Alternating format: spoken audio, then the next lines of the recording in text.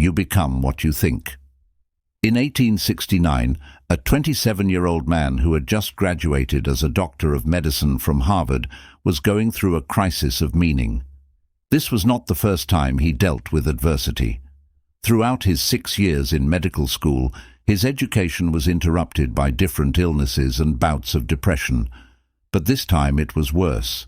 He even contemplated suicide for months. The young man's name was William James, who later became the leading psychologist in America and one of the founders of the philosophical school of pragmatism.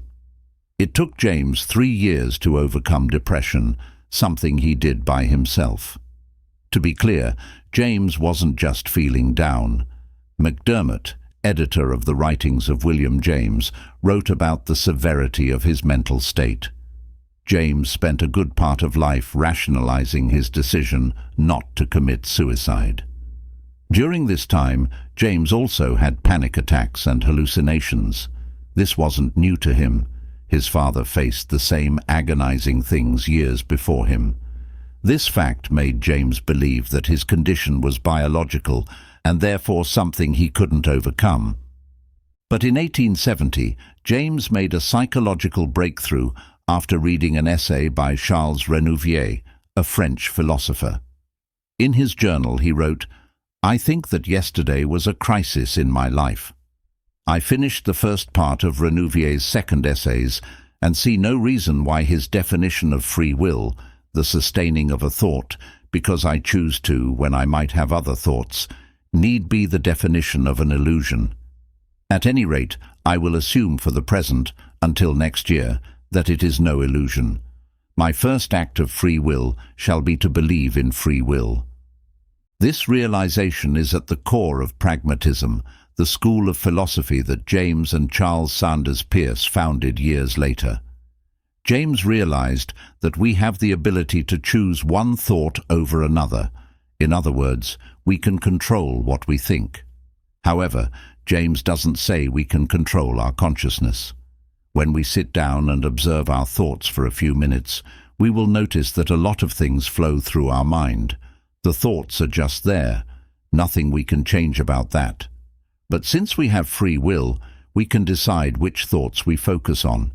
Hence, we can influence the direction of our consciousness. This realization is critical to the way we live. It's the difference between "I can't help but feel this way" and "I feel this way because I decided to feel this way." The emphasis is on deciding, and that's what this book is about. With practice, you can get better at controlling your thoughts, so you can decide what you think. And with better control over our thoughts, we can improve the quality of our lives and the outcome of our careers. That's my proposition in this book. You have the ability to decide what you think, and since the result of your life depends on your thoughts, I think it's the most important thing in life. When we improve the way we think, nothing is impossible to achieve. That simple realization changes everything. Many great thinkers have written about the importance of thoughts, but William James's godfather, Ralph Waldo Emerson, who also inspired James a great deal, put it most simply: "You become what you think about all day long." I believe that's true, but we must realize that actions follow thoughts. That means you can't change your actions without changing your thoughts. Let's start. Why do we need a book on practical thinking? The human brain is the most important tool we have. It's more important than any technological device or instrument. Robert Greene, the author of Mastery, put it best: "If there is any instrument you must fall in love with and fetishize, it is the human brain, the most miraculous, awe-inspiring information processing tool devised in the known universe, with a complexity we can't even begin to fathom, and with dimensional powers that far outstrip any piece of technology in sophistication and usefulness." However, there's one problem. We're born with this great tool, but we don't know how to use it properly. We're highly impractical beings. We think that we're good thinkers, but research paints a different picture. We think we make practical decisions based on logic, but that's not the case. As Dan Ariely, author of Predictably Irrational, writes, "We usually think of ourselves as sitting in the driver's seat, with ultimate control over the decisions we make and the direction our life takes. But alas, this perception has more to do with our desires, with how we want to view ourselves, than with reality. Emphasis mine." It's safe to say we're not practical thinkers. The proof of that is the list of more than 100 cognitive biases or thinking errors that scientists have found over the last century. We often make decisions based on gut feelings, emotions, and without having the right information. I've read several books about better thinking and decision-making. I like them, but I had one problem with all the books in this field. They weren't practical. They do a great job of describing why we think the way we think by sharing stories, but I couldn't find a practical book that explained how to change the way you think. That's why I wrote this little book. It contains everything I've learned about thinking. My goal is to give you at least one idea that you can use to improve your thoughts and consequently your life, business, or career. That's why I share all my best ideas here. I wrote things straight in a way that you can read it more than once, and I hope this book serves as an anchor to you, especially during trying times. To keep this book practical, I combine theory, stories, and personal experiences to share advice you can apply or not. The first idea I want to share is that these types of books only work if you're open-minded. If you think that's not you right now, I can save you an hour of your life. Just get rid of this book, burn it, ask for a refund, give it away, whatever. No matter what you do, decide clearly. Use it or leave it. Use what works. I'm not a neuroscientist, psychologist, philosopher, or any type of expert on the topic of thinking. I'm a person who has lived his entire life under the impression that you can't control your thoughts. That way of thinking didn't serve me well. I was happy one day, sad the next. I got angry easily, and I couldn't find solutions to simple challenges I faced in my career, business, and relationships. But through experience, journaling, reading, and a lot of introspection, I found a way to get better at thinking. How do I know I'm better at thinking than before? I'm no longer a slave to my thoughts, and I'm much happier because of it. I use my mind, and it's no longer the other way around. To me, that's the definition of better thinking. It has nothing to do with how smart you are or how many mathematical equations you can solve. It's about using your mind to get what you want. I don't pretend to have all the answers to thinking better, though. However, I do have the answers to how I've used nothing but my thoughts to live a happier, healthier, wealthier, and more meaningful life. I'm the living proof of the change your thoughts, change your life idea. Only 3 short years ago, I was stressed out of my mind, gave up my entrepreneurial desires, and hated my life. I felt stuck. But I don't want to be too dramatic about my situation. I think we've all been there, and if you haven't felt stuck in your life, it's only a matter of time before you will. It's a natural part of modern-day life. I'm not trying to scare you, though, but you know how all these self-help books go, right? I was down and out. I lost all my money. I was depressed. My life sucked. But then I discovered X, and then my life changed. X is, of course, the idea they want to sell you. Since I'm honest with you, I'm no different. For example, in this book, I want to sell you on the idea of useful and useless thoughts. But there's a difference. I'm giving you my perspective, nothing more. It's up to you to decide what you're going to do with it. John Dewey, a pragmatist and one of the fathers of functional psychology, famously said, "The true is that which works." But that doesn't mean we should believe everything we hear or read. That makes us delusional.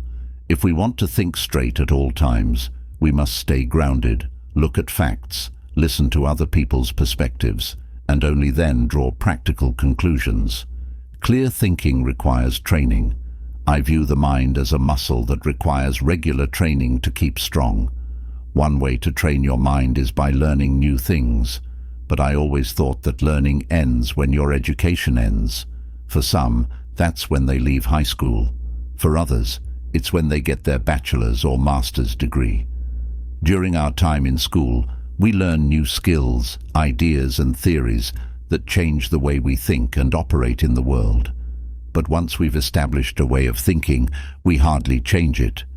We prefer to entertain the same thoughts because they give us a sense of familiarity. We've learned that novelty is a scary thing, so we do everything to avoid it. We're creatures of habit who prefer relaxing our mind instead of straining it. I need to relax and watch something on Netflix is something I hear almost everyone of all ages say these days. I've said it myself as well. That makes me wonder, what do we need rest from? From the repetitive tasks we do at work? From the familiar thought patterns we have?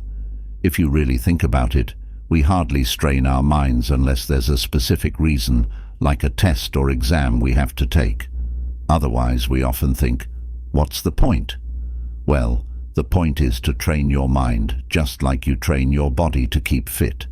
You don't go to the gym for 4 years and quit for the rest of your life. So why don't you exercise your mind the same way you do your body?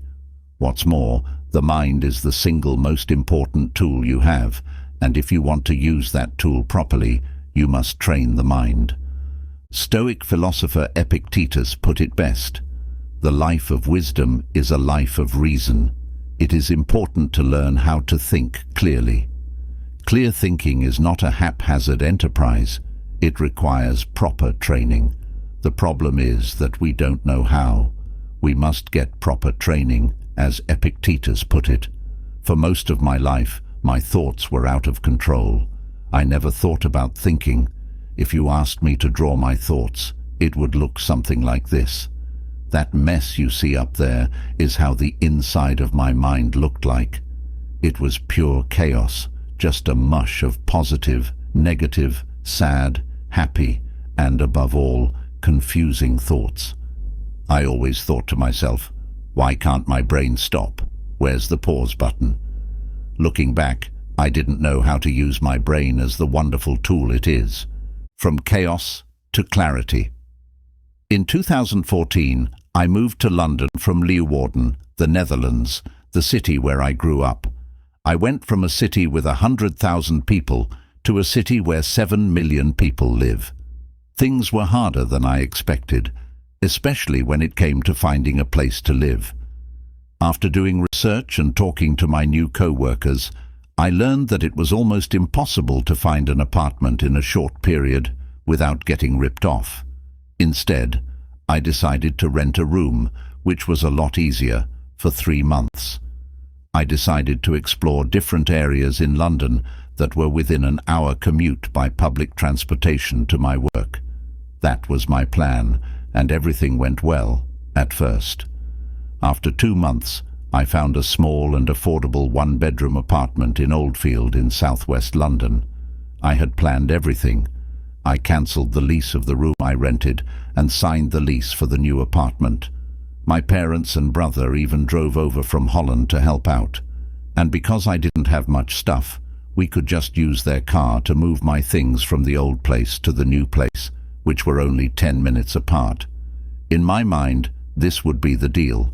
I would just pack up my stuff, get the key to the new place, hand the keys back to the old landlord, and move into the new place, watch Netflix, and relax.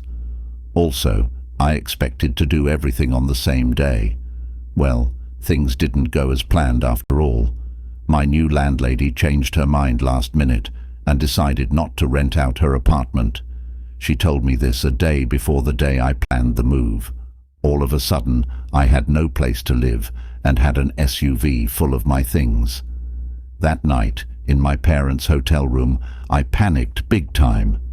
I don't know what to do. I have no place. My stuff is in a van. I brought you guys over from Holland, and now I'm sitting here like an idiot. I continued blaming myself for the rest of the day and evening. You're probably thinking, really? Yes. Looking back on this, I can't help but think that I may have acted a little bit too dramatic. Well, let's just call it like it was. I was overdramatic, and not just a little. That's exactly why I picked out this example, because it shows how stupid I was in my thinking. I spent so much time in my head that I had lost sight of the situation. I wasn't thinking clearly. And for what? Some first world problem? Come on.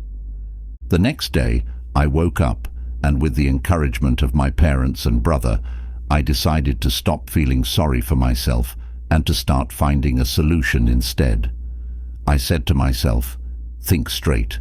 I knew I had to replace the mess with clarity. I wanted to get straight to the point. I pictured this. On the left, a mush of useless thoughts, worry, stress, suffering, confusion, not knowing what to do. On the right, one straight thought that has a single useful purpose. I wanted to start using my mind as a tool. In the case of my London story, I needed to look for a solution fast. It turned out that was easy once I started thinking straight. I booked an Airbnb until I found a new place. In the end, we stayed in an Airbnb for a week. The landlady changed her mind again and decided to rent the apartment to me anyway. So all my stressing, worrying and thinking were especially useless. How often does that happen? We're always so quick to judge and draw conclusions based on our assumptions. We're all human beings. We make mistakes, we change our minds, and we assume things that are not true all the time. That's normal. What's not normal is to let your mind go out of control. And after many other useless thinking episodes, I decided to change. I didn't have one big epiphany or super dramatic moment that forced me to change. Life is not a Hollywood drama. People that I know only change after a culmination of problems. At some point, we stand up and say, enough. And you know what? A lot of people never change at all. But that shouldn't be our concern. After years of chaos in my mind, I just had enough of mental suffering. I can't make it any prettier than that. You don't need an all is lost moment. Those types of moments almost never happen. About 2 years ago, I started changing my thoughts, and I've learned to replace the chaos in my mind with clarity. Now there's peace. In the rest of this book, I'll share with you exactly how I did it. But first, I want to share a brief history of thinking. A very brief history of thinking. Thoughts are important, but not all thoughts are equal. The quality of your thoughts matters the most. Roman emperor and Stoic philosopher Marcus Aurelius said it best. The universe is change. Our life is what our thoughts make it. A quick look at our surroundings shows us that life is changing faster than ever. Jobs disappear, smartphones turn you into a zombie, education costs you thousands, the cost of living increases rapidly, salaries don't. You have less time for yourself, and so on. Life changes so fast that it seems like you wake up in a new world every day. What do your thoughts make of that? If you're anything like me, these developments cause a lot of thinking, aka worrying and uncertainty. How do I survive? How do I adapt my business to changing markets? How do I advance my career? How do I not lose my mind? Mastering your thoughts is challenging. The desire to master our thoughts is as old as modern civilization. Ever since the 5th century BC, philosophers from all ages and regions agree on one thing. The human mind is an instrument that solves problems. And many philosophers argue that the quality of your thoughts determines the quality of your life. From Confucius to Socrates to Descartes to William James, they all talk about their method of thinking, a way to view the world. Most of us know the Socratic method of questioning everything, even yourself. I know one thing, that I know nothing, is what Socrates famously told the Oracle of Delphi when Socrates was declared the wisest man on earth. The fact that he thinks that he knows nothing makes him wise. That's a way of thinking. French philosopher René Descartes, who lived in the 17th century, took it one step further. He questioned everything in life, even his own existence. Because how do you know you're not dreaming or living in the matrix? That's why he famously said, cogito ergo sum, popularly translated to, I think, therefore I am. Descartes concluded that he must exist because he's able to think. No matter how crazy your thoughts are, it's safe to say that you do exist. So why not make your existence a little more practical, light-hearted, fun, and useful? Have you ever observed or written down your thoughts? I challenge you, try it for a day. Every 2 hours or so, sit down and write about what you're thinking at that very moment. Just don't get scared of yourself. Most of our thoughts make no sense at all. We're conflicted as a species. Descartes also reviewed his own thoughts and found many contradictions. His most important idea is that we should question the source of our beliefs, not the belief itself, because most of our beliefs are based on our or other people's perception. How many of your ideas are based on what others have told you, or based on your first thoughts or assumptions? At the core of thinking wise is our ability to separate the truth from falsehood. What is true? What is false? One way to look at that question is to take a pragmatic perspective. William James describes the idea of pragmatism as follows: the attitude of looking away from first things, principles, categories, supposed necessities, and of looking towards last things, fruits, consequences, facts. Thoughts should serve a useful purpose. If they don't, they're useless. That's straight thinking. Pragmatism is a method of thinking, not a solution. In fact, all thinking is a method. Your thoughts serve as an instrument, but it's a conflicting instrument that's very hard to use. Henry Ford said it best: thinking is the hardest work there is, which is probably the reason why so few engage in it. Thinking is not only hard, it's the single most important thing in life. Remember, the quality of our thoughts determines the quality of our lives, and our decisions are a result of our thoughts. Life is not linear. I always thought in a linear way. A leads to B, and if B is C, A also leads to C. I looked at appearances, first thoughts, and made a lot of assumptions. But my thoughts didn't serve a useful purpose. In fact, they served no purpose at all. Instead of thinking, I followed convention. I let others do the thinking for me. Most of us are like that. For example, I thought I would never have to worry about having a job if I got my college degree. I honestly believed that until I was about 26 years old. I figured out the hard way that nothing is guaranteed in life, and that you have to work hard to earn money, and that making money has nothing to do with your degrees. If I had to pick another predictor of career success, I would say it's skills.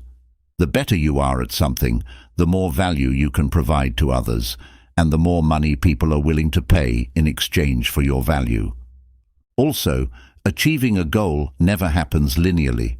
Most of us believe there's a straight line from where you are to where you want to be. Let's say your goal is to start a business so you can have more freedom in your life. That was always my goal.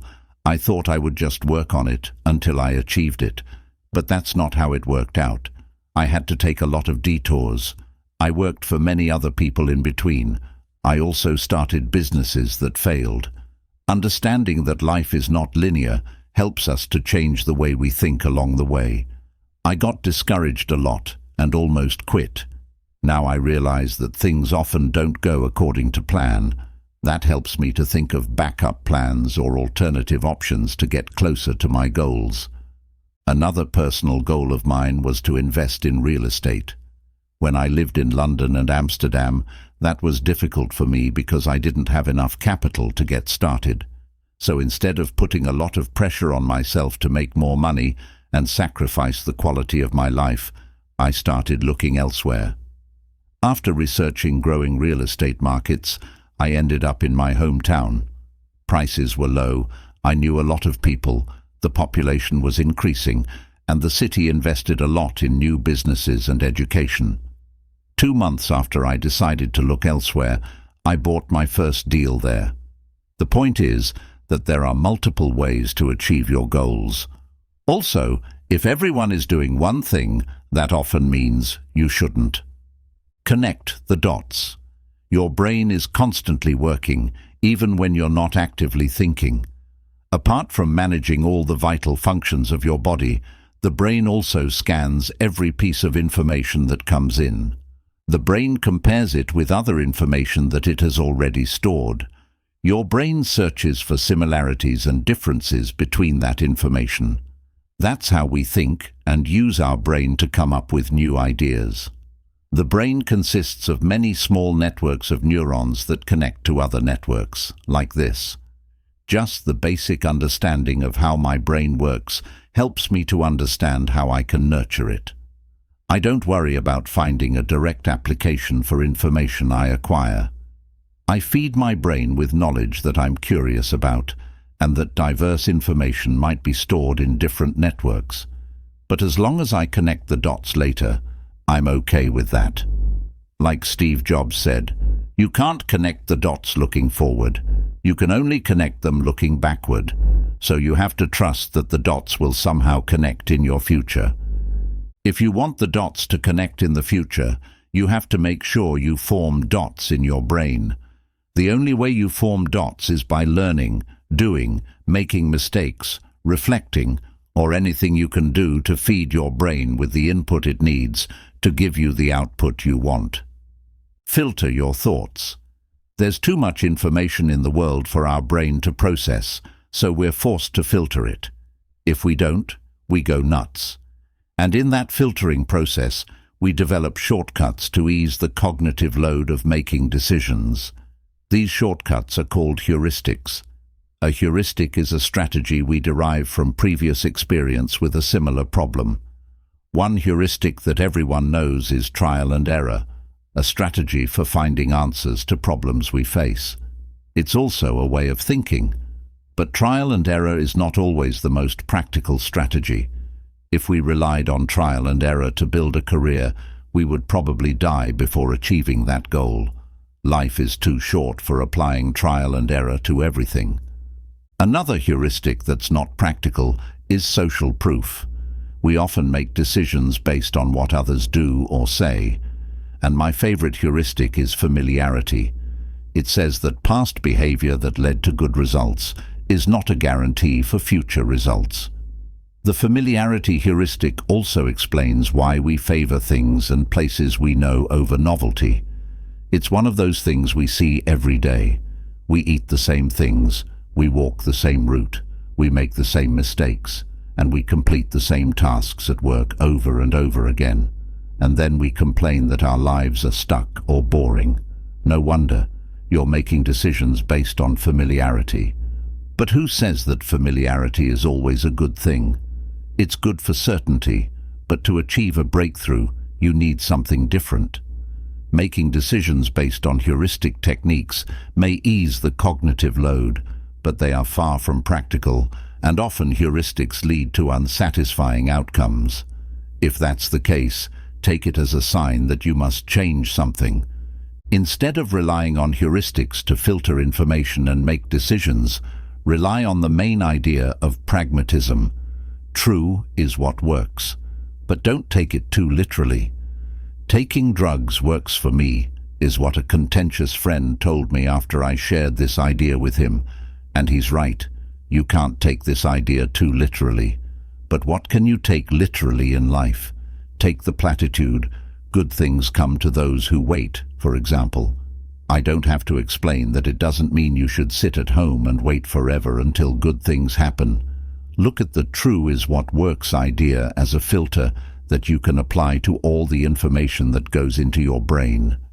When faced with decisions, I ask myself, will the outcome of a decision change the way I live? If you ask that of yourself consistently, you'll find that you automatically filter out useless information and only make decisions that have an actual impact on the outcome of your life. You force yourself to use whatever works, what's useful, and what impacts your habits. For example, Conventional thinking says that bigger cities also bring you bigger opportunities. I really thought that was true. That's even the main reason I moved to London. And yes, I did seize a big opportunity for me at the time, but I also had bigger responsibilities and problems. Also, I don't like big cities. I hate crowded places, dirty air, and unreasonably high cost of living. Clearly, living in a big city didn't work for me. That way of thinking had a negative impact on the way I lived. That's why I eventually moved back to Leeuwarden. It's quiet, I know a lot of people here, I can work less, make more, and I can drive anywhere in the city within 10 minutes. However, I also realize that for most people, my way of living doesn't work. They might find it boring or not exciting enough. So what? Do what works for you. Stop thinking. Thinking is difficult. I never knew how to stop. It's easy to stay inside your head for hours, especially when you're in bed at night. But I can confidently say that 99% of all my thoughts in the past have been useless.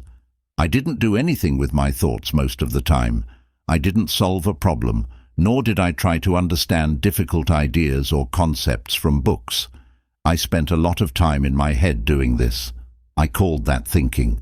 But it was more like worrying, stressing, freaking out. Call it whatever you want. I call it a preoccupied mind. And with what? And the list goes on. I wonder what my boss thinks. What happens if I screw up and lose my job? I think he doesn't care about me. I just keep failing. Does she love me? Why does my life suck? Why is my life awesome and other people's lives are not? I don't care about my job. Is there something wrong with me? I can't finish anything. What's wrong with me? I want to quit. I just have one question for you. What's the practical use of the above thoughts? Yes, I'm waiting. Still no answer. Exactly. Those types of thoughts are not helping us, but we all have them. So how do you get rid of them? Well, I've learned that you can't get rid of them. Remember, we can't control our consciousness. We can only control what thoughts we follow through on. You only have to be aware of your thoughts. Acknowledge them, but never blame yourself or say, "Why do I have these thoughts?" Mellon has the answer to that.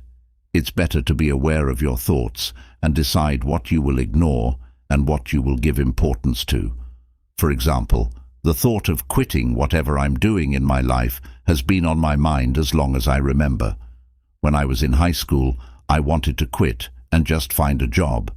When I played basketball, I wanted to quit and later did quit. I can go on and on until I reach the present. No matter how much I love what I do, the thought of quitting and just walking away shows up in my mind at least 3 or 4 times a month.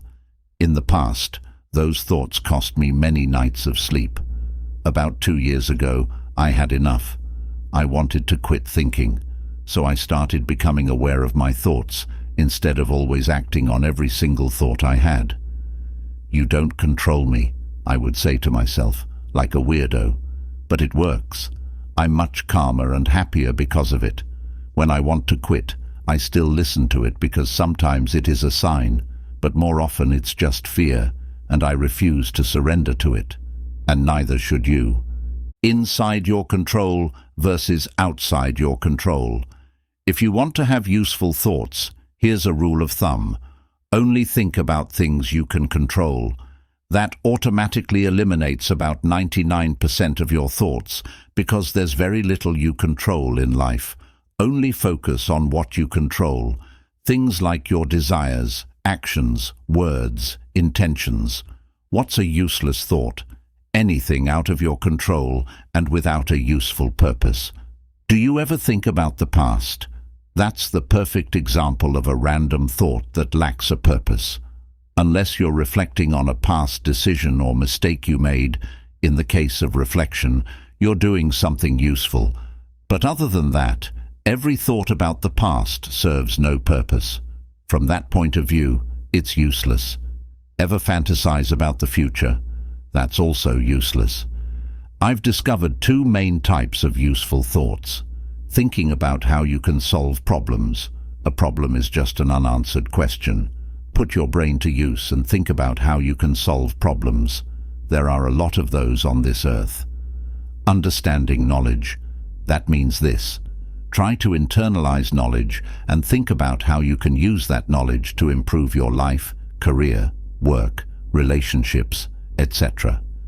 That's it. You can ignore every other thought. If you're constantly thinking without a useful purpose, it's because you haven't trained your mind yet. You have to get out of your head. If not, you'll go mental. Everyone will, no exception. Ask yourself, is that worth it? Do you really want to waste your time, energy, and life on useless thinking? You and I both know the answer to that. Commit to stop thinking about useless things. Start taking control of your mind. All that worrying about the past and the future is not going to help you. It never did, and it never will. Don't trust your mind. Have you ever made a decision that seemed illogical looking back? We're very illogical beings. Every person creates their own social reality.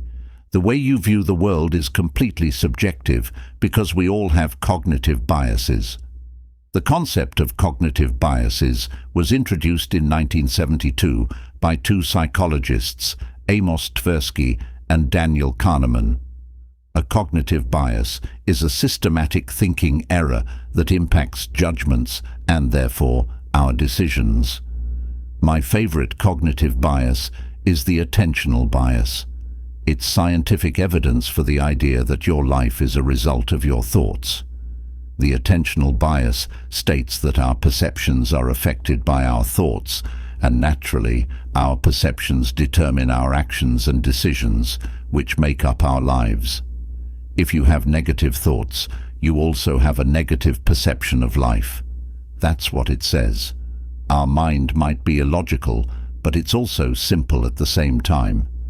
Take one of the most well-known cognitive biases, the confirmation bias. It explains the behavior of confirming our preconceptions.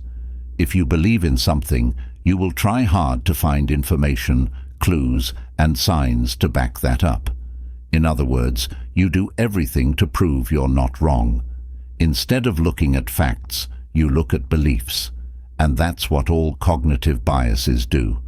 As of this writing, there are 106 decision-making related cognitive biases known. I've read about most of them, and I've read several books and studies about cognitive biases too. My conclusion is that your mind can't be trusted. Maybe my conclusion is also a cognitive bias. Who knows? What it comes down to is this. Avoid making decisions based on beliefs, obvious logic, and even science. Scientists are also human beings.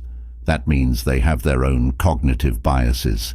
They are notorious for finding evidence for their preconceptions. The solution to making better decisions is not more knowledge. Instead, I've found that a pragmatic and neutral perspective leads to better informed decisions. Unfortunately, there's no such thing as the best decision. If that were the case, we would live in a perfect world full of people who made logical and practical decisions. I like to look at it this way. There are only good informed and bad informed decisions. It's very appealing to think we've got it all figured out because we've read a few books or studies. There's just one problem. You still can't trust your judgments, no matter how much knowledge you have. Being aware of that simple thought helps you make better informed decisions. Every time I'm stuck in a thinking pattern, I try to break away by looking at the list of cognitive biases. It's free and easy. Just go to the Wikipedia list of cognitive biases. You'll find that most biases seem like common sense, and that's exactly the point. Cognitive biases explain our illogical behavior. Look at facts. I hate assumptions, and yet I assume things all the time. When someone doesn't answer my email, I assume they don't care. When someone apologizes, I assume it's not genuine. When I have a headache, I assume I'm ill. I know I'm not practical because assumptions are not facts. If you want to think straight, discard all assumptions and only look at facts. William James said it best in one of his lectures about pragmatism. The pragmatist clings to facts and concreteness, observes truth at its work in particular cases, and generalizes. To make things simple, let's look at two ways of making a decision, one based on facts and the other based on assumptions. Does your product solve a problem, or do you assume it does? Are you able to raise money for your startup, or do you assume you will? Will you get a raise, or do you assume your boss will give it to you? Is the sale a done deal, or do you assume your client will sign? Do people like your art, or do you assume they do? I like to avoid assumptions as much as I can. I prefer to look at facts and then draw conclusions. What if you can't rely on facts? Well, sometimes you just can't find facts, or you have to make a quick decision. In those very rare cases, I prefer that feeling. Whatever you do, never waste your thoughts on other people's ill-informed opinions and guesses. True versus untrue. In the previous chapter, we talked about looking at facts. But are facts also the truth? The answer is no. Confusing, right? It's just like life. For example, does God exist? I don't know. I've never seen any evidence. Does that mean God is not real? It doesn't matter what I think. If God has an impact on the way you live, it's true for you, no matter what scientists say. Friedrich Nietzsche, the German philosopher who had a profound impact on Western philosophy, famously said, "There are no facts, only interpretations." Nietzsche was a man of true self-knowledge. Sigmund Freud even said that he had a more penetrating knowledge of himself than any other man who ever lived or was ever likely to live. He was a very analytical thinker, especially when it came to his own thoughts. When Nietzsche said that there are no facts, he meant that we, as human beings, ultimately rely on our interpretations of reality. There's no way to confirm reality objectively. That doesn't mean nothing is real and that we're all living in a big dream. We just have to realize that facts are not the same thing as the truth. That simple thought saves you a lot of energy because it means no one can be right or wrong. Don't bother with convincing people with different opinions of the truth. It's just not a practical thing to do. Save your energy for other, more useful things. Take your time to think. I used to think that smart people are fast thinkers. He thinks on his feet. He's really smart. I tried it for many years. Every time I faced a problem, discussion, or when someone asked me a question, I thought, quick, quick, quick. Naturally, my first answer sucked. Derek Sivers, one of my favorite thinkers, says he's a slow thinker. It's a common belief that your first reaction is the most honest, but I disagree. Your first reaction is usually outdated. Either it's an answer you came up with long ago and now use instead of thinking, or it's triggering a knee-jerk emotional response to something that happened long ago. Thinking things through takes time. Every time I gave a quick answer, I wasn't thinking at all. I was impulsive. Derek Sivers trained himself not to trust his first thoughts. That's also what he did when his email consumed too much of his time and attention. Being a public figure, Derek received a lot of emails from his readers.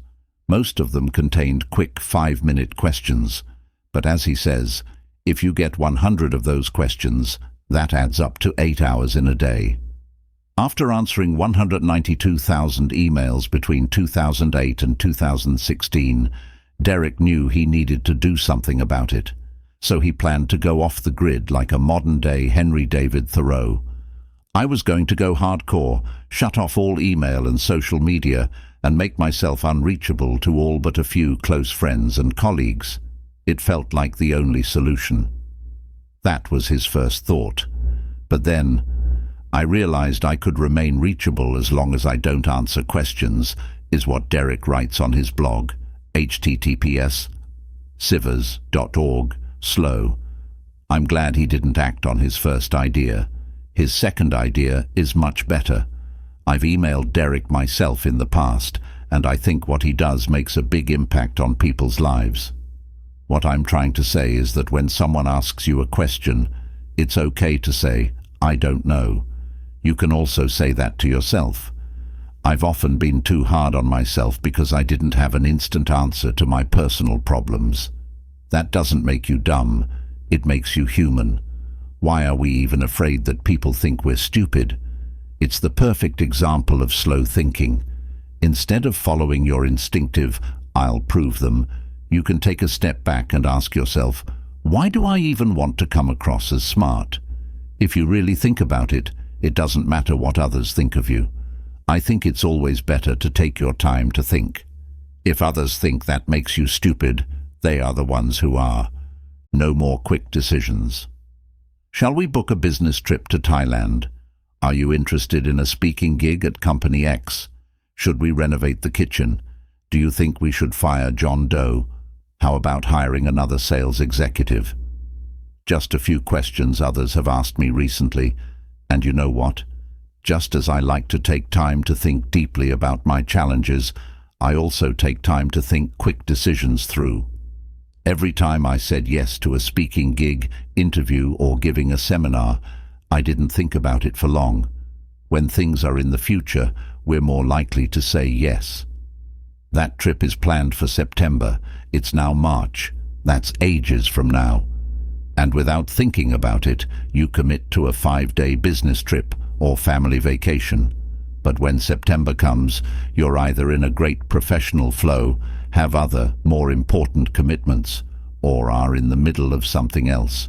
Now, all of a sudden, that quick yes from ages ago is on your mind all the time. Should I cancel the trip? Should I go?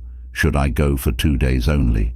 Why do we make things so complicated while we can easily solve these things by just taking an extra day to think? That's all you need. Just think things through. Know yourself. For instance, I'm currently in a great writing flow. I don't feel the need to leave my city. I have a set routine every day, and it works very well for me. I feel happy, and I enjoy my life a lot. When I go away for even a weekend, my whole routine can be messed up, and then I need another 2 weeks to get back to my old self. However, I don't always have this mindset. Right now, I'm working on this book, opening a new office, and buying a new apartment. I'm focused on a few important things, but other times I'm more flexible and actually do like to travel, visit friends, business partners, and live a looser lifestyle. That's why I now take more time to make decisions. Instead of following my first thought, I say, please give me a day or two to think about it. That's all you need. Release your mind. Once I changed my perspective on life, I started straining my brain every single day. I started reading 2 hours a day and taking extensive notes of the things I learned. I also started writing articles to share the ideas I learned. In the beginning, I felt like a new world opened up to me. I couldn't get enough of learning more.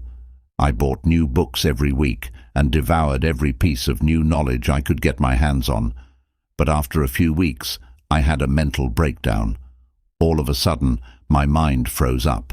I felt blocked. I couldn't think, read, or write. My head hurt all day long. That went on for a few days, almost a week. I felt ill, and I didn't understand why. I couldn't even think about why. And when I felt better, I just picked up where I left off. This time, I went on for longer, about 2 months, before I hit another wall. But this time, it was different. Again, no matter what I tried, I didn't feel like I was improving or learning new things. But I kept going and pushing through the difficulty. After this pattern occurred a few times, I finally understood what was going on.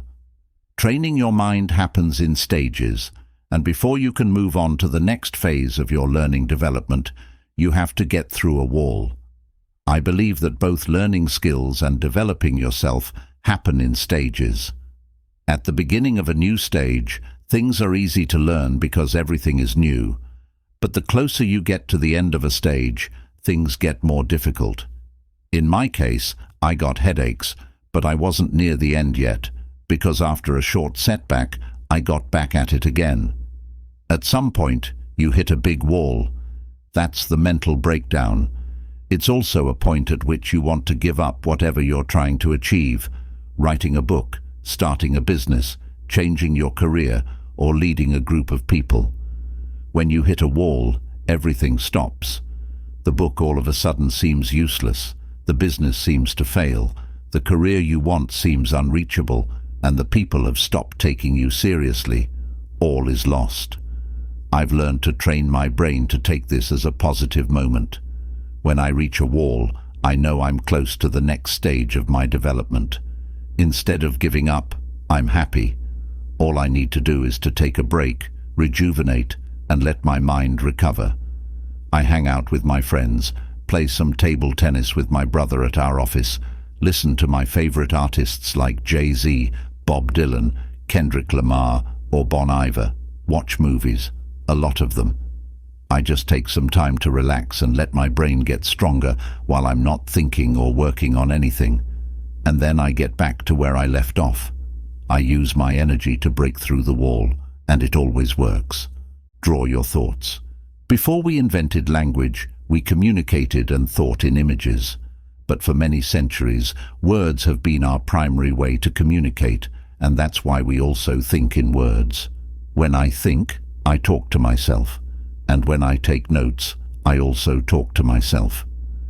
Create a chapter about drawing your thoughts is what I wrote in my notebook when I came up with the idea for this chapter. I find that fascinating. One of the best-known thinkers of all time, Leonardo da Vinci, thought visually. How do I know this? I took a look at his notebooks, which you can easily find if you Google them. Here's an example. Now, we don't have to become this great at drawing, but I think we can still learn something. Drawing frees your mind from the constant verbalization. I started drawing the images from my blog posts over a year ago. My drawing skills haven't improved, but my articles have. And one of the reasons is that I take time to think about how I can visually share my idea. I want readers to immediately get what I'm trying to share in the article by looking at my drawings. That's why I think a lot about visualizing an idea. Sometimes I draw a graph, sometimes I emphasize a sentence or word, and I even make simple cartoons. After I make the drawing, I often edit my article to make my idea clearer, and some articles even start with a drawing. This book also started with a drawing. It's the drawing I used in the From Chaos to Clarity chapter. Here it is again. I made that drawing without a purpose. I was just visualizing some of my ideas. One of my ideas is that it used to be chaos in my mind until I found a way to overcome it. As a result, I think clearly. That's the whole drawing, and now it's a book. Be yourself, not what you should be. Conquer yourself rather than the world, René Descartes. I'd like to ask you a few questions. What are you good at? What are you bad at? How do you learn new things? What are you passionate about? What do you dislike? In other words, who are you? What's your DNA? Sure, biologically, we're all more or less the same. We all have organs, bones, blood, nerves. We also all die. Why is self-knowledge important? I never had a clue. In all my years in school, no one ever talked about knowing yourself and why it matters. But it turns out that a lack of self-knowledge is the reason why I made the wrong decisions in my life. The jobs I had, the girls I dated, the things I chased, the decisions I made, the people I spent time with. It didn't match with my strengths, values, skills, and desires. My ex-girlfriend wanted to travel the world and live in different countries. I hate that idea. I want to stay close to my family and best friends. I don't feel like I'm missing out on something if I don't live in other countries. Having a home is what makes me happy. When you're in a relationship with someone who has different values, it's a zero-sum game. One person always loses something. We broke up. I've worked in boiler rooms selling foolish products to people who didn't need them. Why did I have a job that made me feel bad about myself? I don't know. My best guess is that I wanted the money. I thought that's what you do, but I didn't know myself. Today, I know myself better than I did 10 years ago, And in 10 years from now, I'll know myself better than I do today. Knowing yourself is step 1. Step 2 is acting on that knowledge. Sometimes opportunities come my way, and I feel like saying yes too quickly. But I have to take a step back and ask myself, is this really me? Very often the answer is no. I've found that most things in life are not for me. Most jobs, opportunities, countries, people, parties, lifestyles, books, they're all not for me. It's about finding the things that are for me. Believe it or not, that's a very small list. Take time to reflect. We live busy lives, and sometimes there's no time for thinking. When thinking is not a priority, make it one. If you don't, you'll end up like me a few years ago. I didn't reflect on anything between 2012 and 2015. Result? All of a sudden, I felt overwhelmed and didn't know what to do with my life.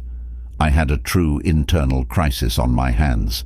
Since I had no idea what to do, I started reading more books, and I noticed that many smart and happy people kept journals. They also reflected more on their life.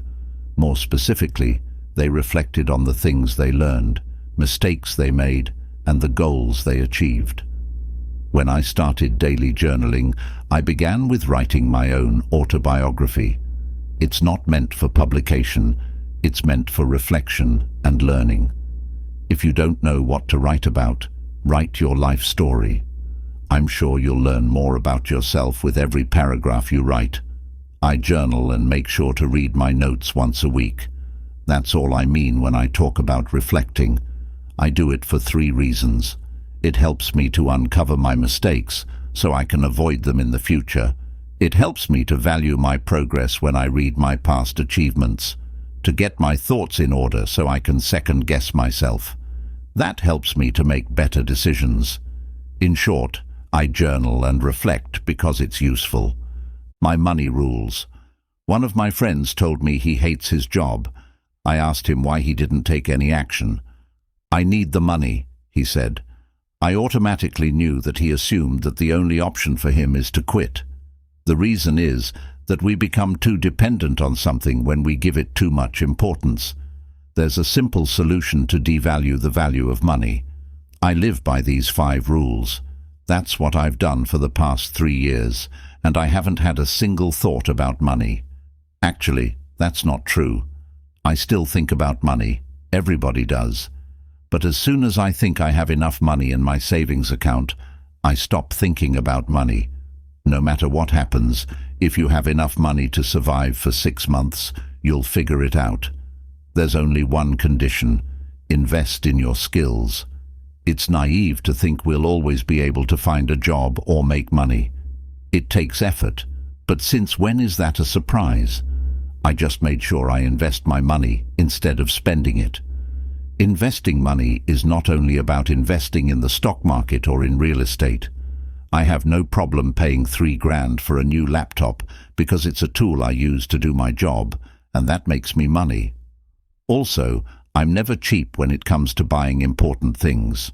I'd rather buy a good jacket that lasts years than buy a cheap one that I have to replace next year. Simply put, I don't buy things I don't need. I don't need a new iPhone every year. I also don't need $5,000 shoes. But that doesn't mean I own only one pair of shoes. I simply don't buy everything I like. Buying stuff in excess is not practical because I don't have enough space. Plus, I like to train myself to resist things to improve my self-discipline. Remember, money is a replaceable resource.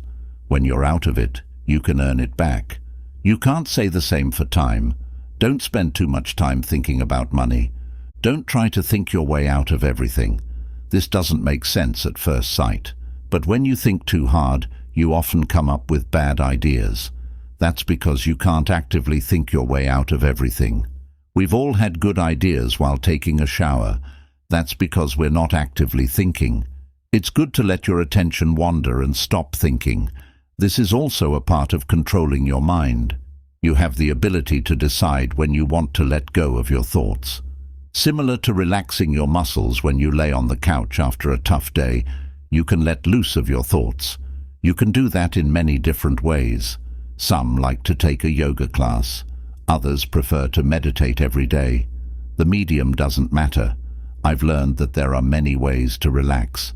However, only one thing is critical. You don't need anything to relax but yourself. You don't need yoga, exercise, meditation, music, scents, or whatever it is you think you need. Let go of everything. You can escape your outside world and go inside your mind to find peace. If you can't do that right now, train yourself.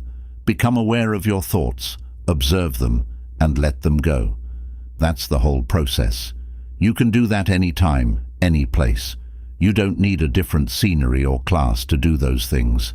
Let go and relax, and do it as often as you think is necessary.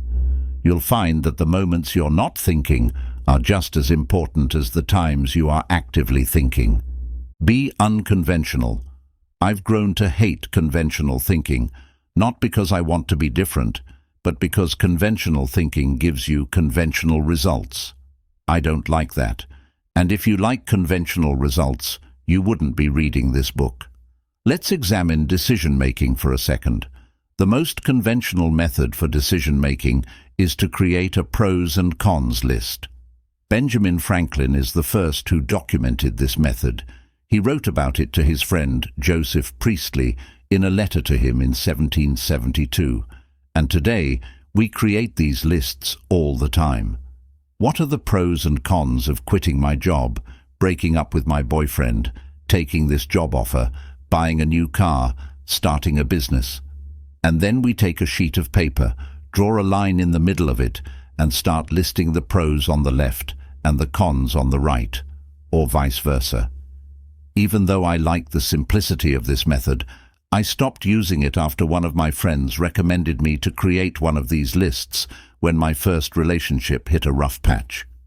I actually made a pros and cons list for breaking up with my then girlfriend. When I think about it now, I'm ashamed. And it didn't even make any sense because there are always factors that by themselves outweigh all of the other factors. Nearly all pros and cons lists for relationships are the same.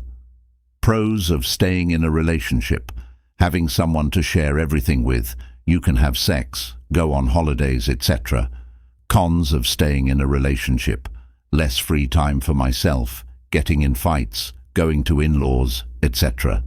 It's always the same, and it's not useful. The same is true for quitting a job you hate. The pro is that you're free from a bad job. The con is that there's a lot of uncertainty. It's time to break free from this conventional thinking. Instead of binary thinking, start thinking more abundantly. It's not this or that in life. You can have this and that. I always thought I had to either quit my business or take a job. Also, many of my friends think you should quit your job to start a business. Whoever said these things? When my business wasn't growing a few years ago, I just took a job at a large IT research firm. I did both things. I ran my business in the evenings and weekends, and sometimes during the day, and the rest of my time, I did my work for the firm. Also, you can start a business while you still have a job. That's what I mean when I talk about thinking outside of the box. We always limit ourselves by narrow and conventional thinking. We always want to stay within a box. That's because we never take a step back to look at the larger picture. Take a look at the drawing below. If you're standing inside the maze, you'll probably start walking towards the middle, right? That's what you should do when you're in a maze. However, this maze is different. The prize is not in the middle, it's outside the maze. But you can only see the goal if you take a helicopter view. It's impossible to see the goal from within the maze, and yet that's how most of us live. We do things conventionally because that's how it's done. When you stop doing things the way they're done, you'll start doing things how you get it done. Don't ask why. I'm a fool with sending emails, especially when it comes to selecting the recipient. I always type the first letter of a name and hit enter. I trust the computer and never check whether the address I've selected is actually the person I want to email. I'm lazy. Often it doesn't matter, and I get funny responses back from people. But one time, this simple mistake cost me $150,000 in business. I was working with two companies on a multi-year consulting deal. Both of my contacts had the same name. Let's call them Wim. One Wim was an existing client. Let's call him Wim A, and the other was a prospect, Wim B. Both guys wanted the same type of consulting for their companies, but I gave Wim A a better rate because he was a loyal customer. However, instead of sending the contract to Wim A, I sent the contract to Wim B. This time, it wasn't an innocent mistake. Wim B previously had seen my proposal, which had a higher total price. But when he saw that Wim A got a lower rate, he was upset. Why does he get a lower rate? Is that how you do business? He decided not to do business with us. I learned 3 things. Always double-check. Small things can become big things, and don't play favorites. There's no use in asking why I made a mistake or why I was always lazy with email. I just was, and I was wrong. There's no way to justify my mistake. Never brush important details off and say, it doesn't matter. Maybe it doesn't matter that you hit snooze every single day, or that you ignore the details of your book report or movie. The point is that not striving for perfection becomes a habit. Don't worry about being a perfectionist. There's no such thing. More often than not, people are the opposite. Perfectionism is merely an excuse. In reality, we're scared of what people think of our work. Either way, there's no point in asking why when you deal with obstacles, challenges, or mistakes. Instead, think about what you can do to overcome or prevent the things that are holding you back. Think about the details even more. I overlooked a small detail, and it cost me a lot. But the lesson I learned was more valuable than the business I could gain. Details are probably the most important thing in business, work, sports, art, and life in general. The devil is in the detail is one of my favorite platitudes, but I never followed the advice in the past. The main reason was my impatience. I always tried to hurry everything, sending emails, making calls, writing reports, assignments, essays, you name it. I thought that it mattered that I got the work done. But I was wrong because things often seem easy from the outside until you start doing them. This book took me 15 months to write. I spent countless hours researching the topic. I also spent hours on writing, editing, cutting, writing more, and editing it again and then again. I also changed the title 3 times and the subtitle even more than that. My first title was The Art of Practicality. I initially liked it a lot because it sounded familiar. But as I started writing a book about thinking, I also applied the methods to my own book. So I thought, what does the art of even mean? I didn't have a good answer. I took that as a sign that I needed to change the title. You know what's funny? My second title was The Power of Pragmatic Thinking. Like a genius, I came up with another generic title, which was even longer than the previous one. Do you know how many books start with The Power of? A quick book title search on Goodreads with The Power of gave me 83,195 results. That's a lot of books with those words in the title or subtitle. One of the things I've learned about writing books is that you must stand out somehow. No one cares about a better book on thinking. Instead, it's likely that you picked up this book because you expected something different. But with the previous titles that I had drafted, I knew no one would think it'd be different.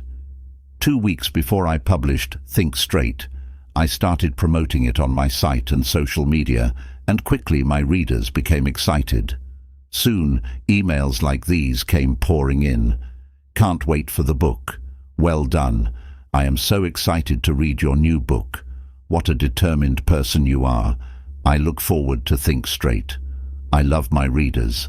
That's why I put in a lot of time to get the title right.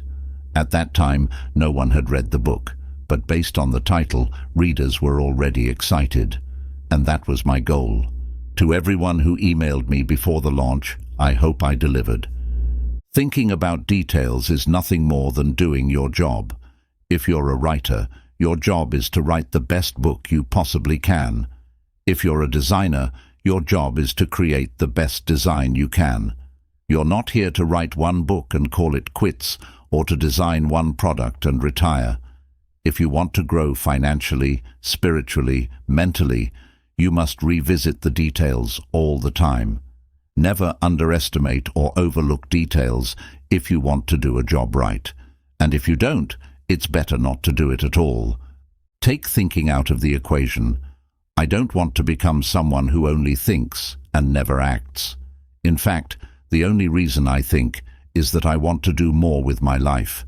I like to get more out of it because it gives me satisfaction.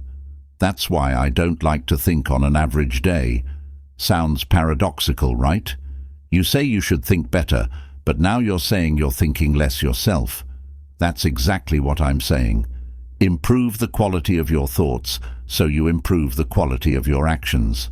And always have an imbalance, action over thinking. The best way to make sure you act more is to rely on habits. Take exercise. I'd struggled with staying in shape for all my life, and I was overweight for years. I always played mind games with myself about exercise and diet. Should I go for a run or go to the gym? I'll have this bag of chips and hit the gym tomorrow.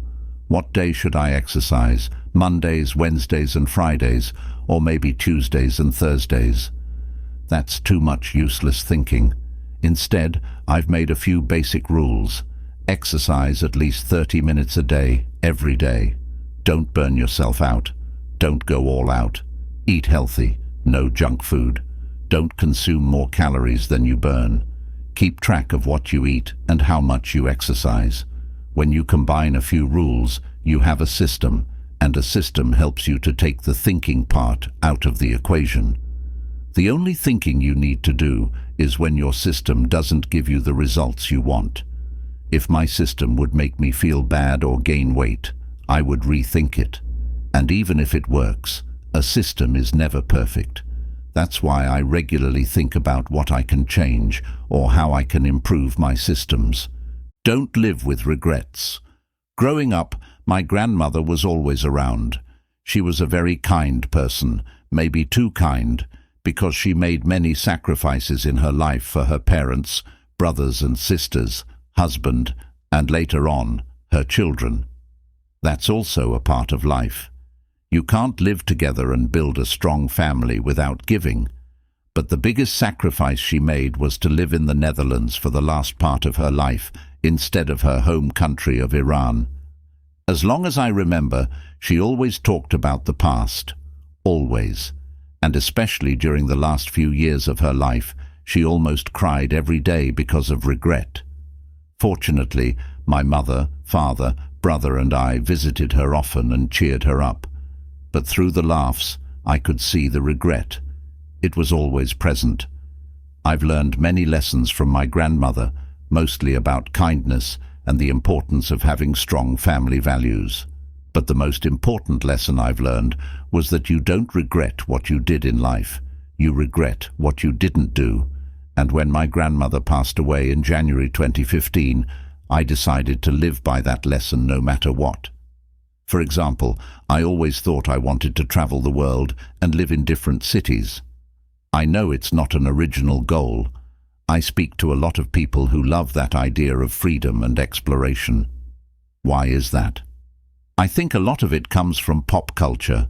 A lot of people idolize people like Jack Kerouac and Ernest Hemingway, who were famous for their travels. And young folks now are inspired by social media personalities who also travel the world and share it on their Instagram feed. The medium might have changed, but the desire to travel to others and share your experiences with others has not. However, that lifestyle is not for everyone. But I didn't know that before I actually started traveling. How could I? Some things in life you must experience to know what they're like. In reality, no one can truly feel how it is to be an entrepreneur unless they start doing it. You can read all the business books you want and watch as many videos about entrepreneurship as you want, but they will not make you an entrepreneur. Ever. You will only end up living someone else's life. I'd rather eat rice and beans so I can do the things that I love instead of having a job that makes me miserable but pays well. At the end of the day, this is your life, and the only way you can live with yourself is to follow your strongest desires.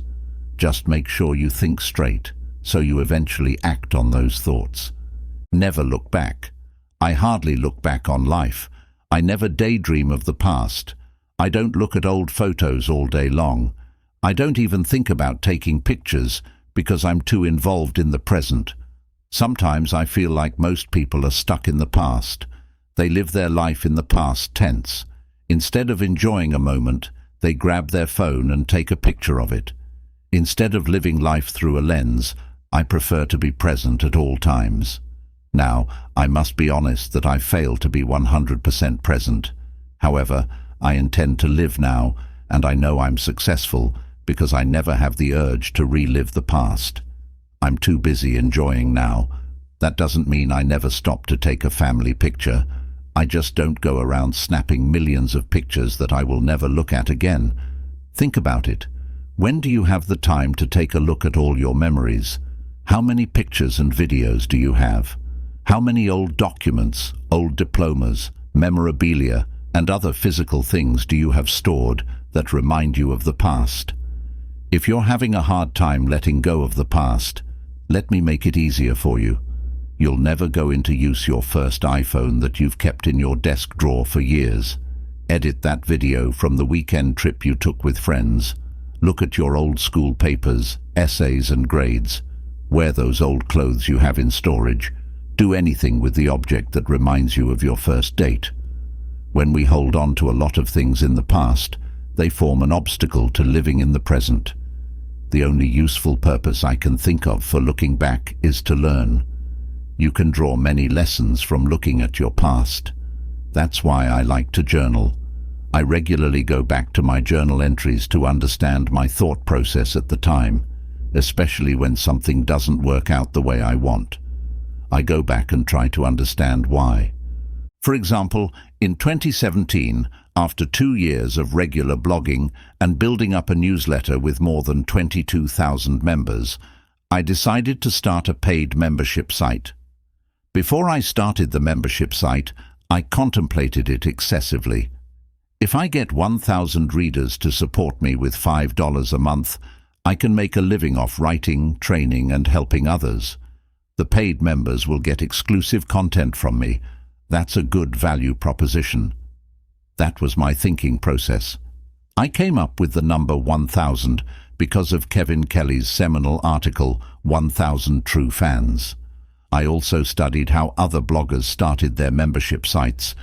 Everything looked good on paper, and I had sold hundreds of online courses before that, so I knew people valued my work. But things didn't turn out as I expected. After a month, 78 people signed up. After 6 weeks, I pulled the plug on the membership site. Many of my friends, colleagues, and even paid members told me I stopped too quickly. Maybe so. However, I'm not the type to quit when things are hard. I've thought about quitting education many times during my 6 or 5 years when I was getting 2 degrees. I also thought about quitting my family business many times because it's very hard to make a living, but that's never going to change. No, instead, I quit my membership site because I thought straight. At this rate, it takes me more than 12 months to get 1,000 paid members. Plus, within the first month, half a dozen people cancelled, so if I take cancellations into account, it will take me even longer. Also, during the past 6 weeks, I've felt an obligation to provide exclusive content to my paid members. I want them to get something out of the membership. That pressure costs me a lot of time that I could spend on growing our family business or my coaching practice. All in all, a membership site is not the right strategy for me. Instead of making a simple calculation of 1078, I thought further than that. How can you get people to stay? How much work does it take you? And what are alternative ways of achieving my goals? There are many other ways I can help others. there are also many other ways for me to make a living. That's why I decided to pull the plug on my membership site after only 6 weeks. If things don't work out, it's not the end of the world. Make a decision, stand by it, move on, and only look back to learn. When I look back on my experiment with starting a membership site, I could have easily prevented myself from wasting a lot of time. It took me about 3 months to create the membership area, create content, write copy, etc. Before I started, I knew that it would take time to run a membership site. Remember the chapter about details. If you want to do a job, do it right or not at all. In this case, I should have done nothing at all. Why? Because I spend too much time on running my family business, writing articles, books, creating courses, and consulting. From looking back, I've learned that I can only take on one big project per every aspect of my life. So yes, look back, but don't stare for too long. Life happens now. Spend your time well. Time is limited.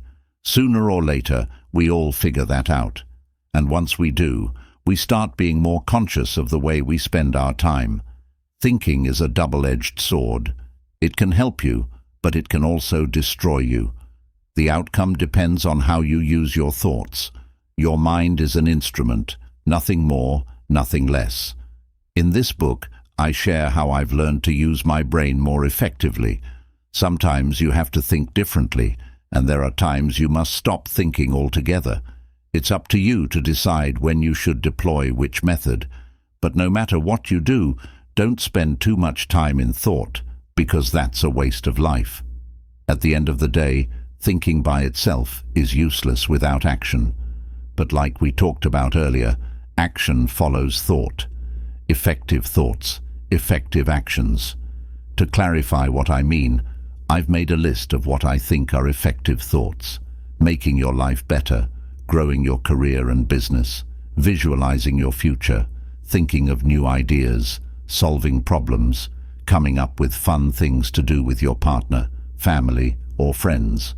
It's really not that complicated. However, sticking with this way of thinking is very hard and takes work. Don't expect to become a practical thinker after reading this book only once. Like any skill, better thinking requires daily practice. I do that by looking at everything that happens in my life as an exercise for thinking better. Because if I don't, I start wasting my time on useless things like complaining, feeling sorry for myself, and not enjoying my life. We're collectively thinking so much, we're missing out on life. And it has nothing to do with fancy things other people do. We all know that the beauty of life lies in the small things. Did you notice the sunshine this morning when you woke up? Or the raindrops? Did you notice the smell of your coffee? Did you feel the texture of your cereals? If your answer is no, you definitely need to get out of your head, stop thinking, and start feeling. Intercom. There's only one end goal to all of this. Intercom. No matter what you experience in life, and no matter what happens to you, your mind should stay calm under all circumstances. That's the ultimate prize in life. Mastery of the mind means that we control our mind. Remember, you can only achieve that through daily practice. Some people call it meditation, and others might call it mindfulness. No matter what you call finding intercom, please don't overcomplicate it. You don't need a $10,000 course to learn how to find some peace inside your head. Just sit down, be one with your thoughts, observe them, and then ignore them. That's all there is to meditation. I meditate all the time, when I walk, exercise, write, wait, sit, lay, whatever. I can always find the time and energy to go within myself to find peace. I don't need anything to do it. That's important to realize. I've said it before, but it's so important that I'll say it again. You don't need a yoga mat, music, or teacher to help you control your thoughts. You can go within yourself to find calm anytime you want. You also don't need a holiday, new shoes, or a drink.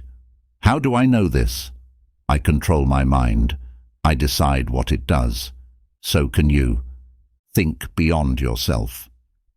Many of the ideas I shared in this book come from the philosophy of pragmatism. If you Google pragmatism, you'll probably read that the philosophical movement was founded by Charles Sanders Peirce, a former professor at Johns Hopkins University. But if you look closer into the story behind the philosophy, you'll find that it was William James who actually credited Peirce as the founder in 1898. Even though Charles Sanders Peirce was a well-respected academic during the 1880s, he had fallen from grace by the end of the 19th century.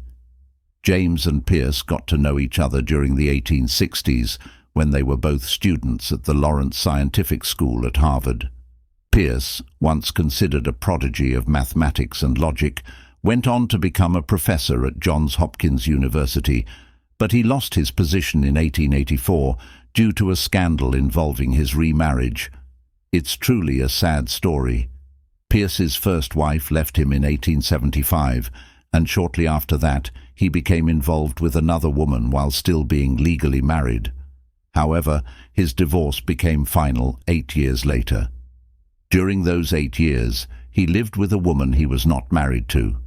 Apparently, Simon Newcomb, who was Peirce's colleague, told on him. Consequently, he was let go in what became a public scandal. Sadly, Peirce never found academic employment again and lived in poverty for years. After he was fired, Peirce even lived and slept on the streets of New York City for years. No one helped him except for his old friend William James. After James overcame his depression in 1870, he started building a body of work that, more than a century later, remains relevant. James became a Harvard professor and an academic celebrity due to the publication of his book, Principles of Psychology, a book that took him 12 years to write and was published in 1890. In contrast to his friend, James's career was on the rise for years, and out of nowhere, in 1898, William James credited the principle of pragmatism to the forgotten Charles Sanders Peirce in a lecture called Philosophical Conceptions and Practical Results. Pragmatism means that one must look at the practical value of ideas. James believed scientists wasted their time on abstract ideas and theories that had no impact on people's lives. Would you change the way you lived if a scientist proved how the Earth was created? Louis Menand, author of Pragmatism, a Reader, says of the principle of pragmatism, "We can never hope for absolute proof of anything. All our decisions are bets on what the universe is today and what it will do tomorrow." Regardless of what people think of pragmatism, one thing is sure. William James did a favor to Peirce by crediting the philosophy to him.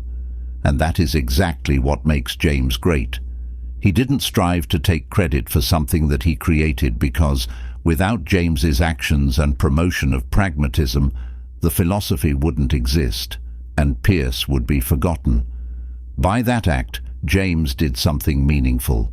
He helped a friend. Peirce gained some respect, and even wrote several papers in his last years. And from all the wisdom of James, that's the most important thing I've learned. William James himself once said, "The greatest use of a life is to spend it on something that will outlast it." Practically speaking, there's no purpose to doing something that outlasts you. You won't be there to see it anyway. But that's not the point. If we live our lives every day with that idea in mind, that we should strive for creating useful things that matter to others, we end up spending our time on things that actually make a difference.